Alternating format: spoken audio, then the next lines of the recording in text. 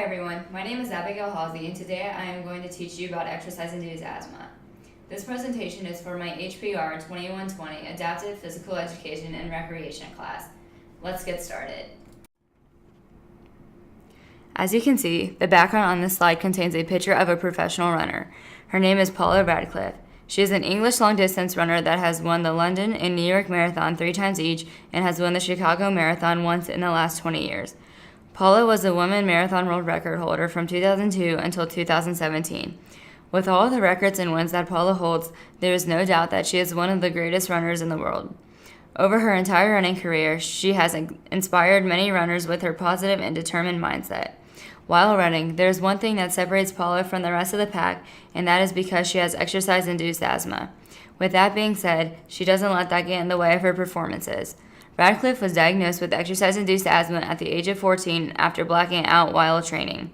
Ever since the age of 14, Paula has been extra careful when it comes to running with exercise-induced asthma. In this presentation, I will teach you about everything you need to know about this disability, including how to handle it, just like Paula does.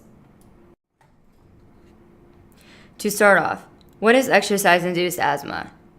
Exercise-induced asthma is acute transient airway narrowing or obstruction that occurs after, or less commonly during, vigorous bouts of exercise or exertion. A more preferred term for this condition is exercise-induced bronchoconstriction. This term is more accurate because exercise induces narrowing of airways, but is not the root cause of asthma.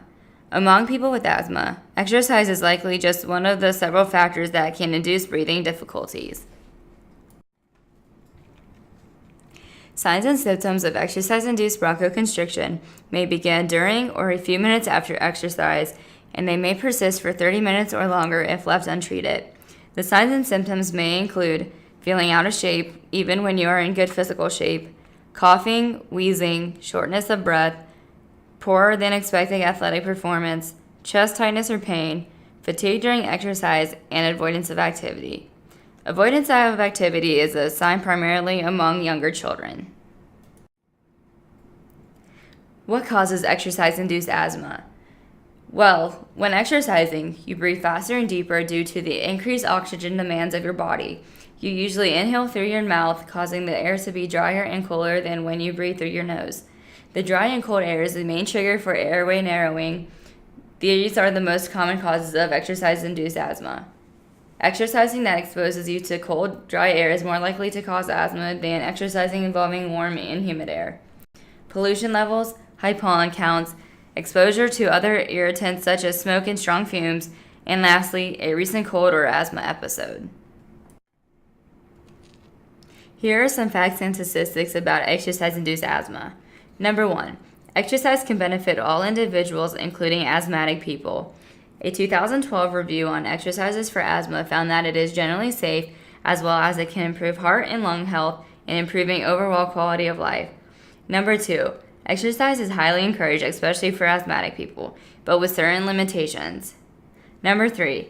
Sports requiring continuous activity played in cold weather and most likely to trigger an attack of EIA in a susceptible individual include cross-country skiing, ice hockey, basketball, soccer, and long-distance running.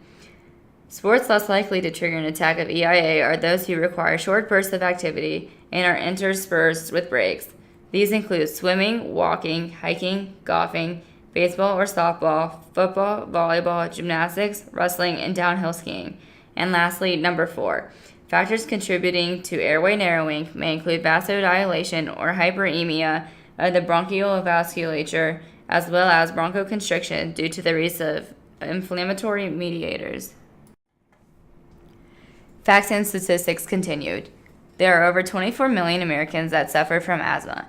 This is approximately 12 to 15% of the adult population over the age of 18. Exercise-induced asthma is a common trigger for asthma with a prevalence of exercise-induced bronchospasm of up to 80% in young asthmatic patients. And nationwide, asthma costs $56 billion per year, including $50.1 billion in direct and $5.9 billion in indirect costs. And now it's time for activity number 1. In this activity, you are going to take the quiz below, and after you finish taking the quiz, you are going to write down your score and one thing you learned from the quiz. The link for the quiz will be posted in the discussion post with my video. With exercise-induced asthma, there comes a few cognitive and behavioral issues. Here are a few ideas that I found. Number 1, there is an association between psychiatric symptoms and asthma attacks in people. It is very complex to understand, and there is still a wide range of psychiatric problems that are more commonly presented in children than adults with asthma. Number 2, stress associated with having asthma can influence the development of psychological problems. Psychiatric symptoms such as panic or fear symptoms may be associated with asthma attacks through hyperventilation. And lastly, number 3, children who have attentional problems may be challenged when they are asked to recall the necessary steps of the asthma self-management process at a moment's notice or to implement a series of steps over time. Here are a few more cognitive and behavioral characteristics. Number 1, studies have shown that people with asthma are at an increased risk for behavioral problems. The top behavioral risk is ADHD. Number 2, many results fail to support a relationship between ADHD and asthma. However, one study assessed the association between asthma severity, asthma status, and a person's attention span with asthma, despite their level of severity. The people scored between 2/3 and 1 standard deviation below the normative value on a measure of attention assessing impulse control when compared to a person without asthma.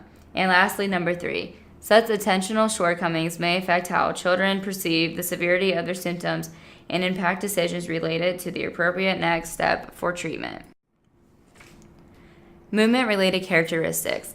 When a person's asthma is coming on, they will normally start to slow down, bend over, and put their hands on their head. People will sometimes fall to the ground if their asthma attack is terrible. And now it's time for the final activity. In this activity, you are going to go to the link that is posted in the discussion post with my presentation and click on activity number 2's link. You are going to watch the video and listen carefully so you'll be able to answer the questions below. The questions you are going to answer are, number 1, what are the 7 best foods to eat that fight asthma?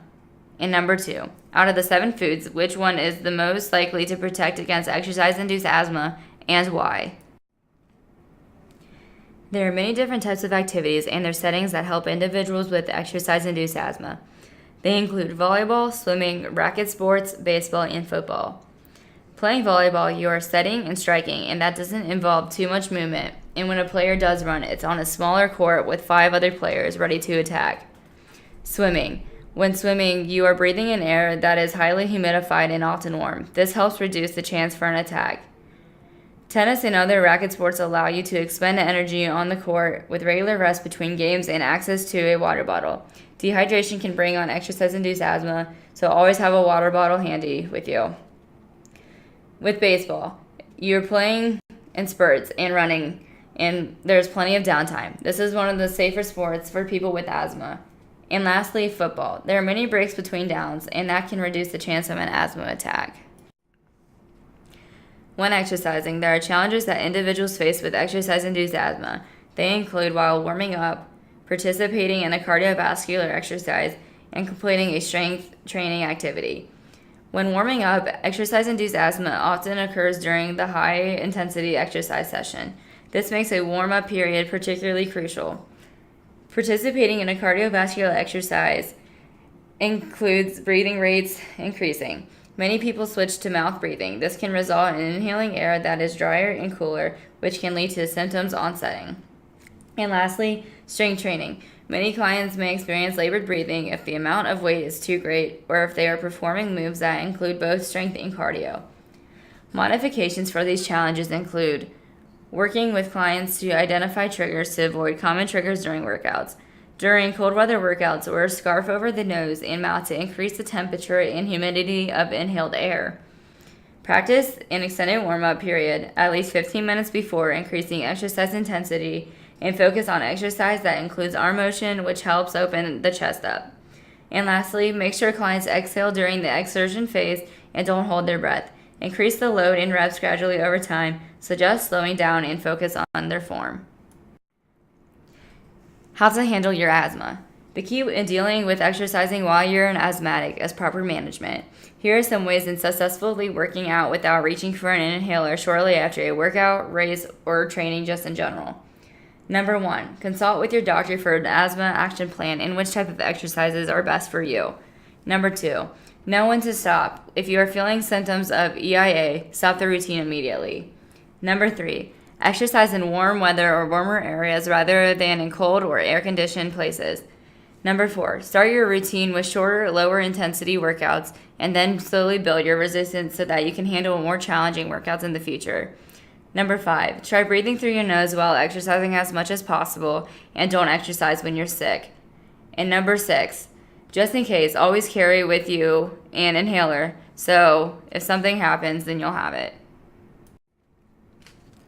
And to end this presentation, I decided it would be appropriate to end with a quote that I found by Paula Radcliffe. She says that, "I don't think my asthma affected my career. If anything, it made me more determined to reach my potential. If you learn to manage your asthma and take the correct medication, there's no reason you shouldn't be the best." Paula Radcliffe.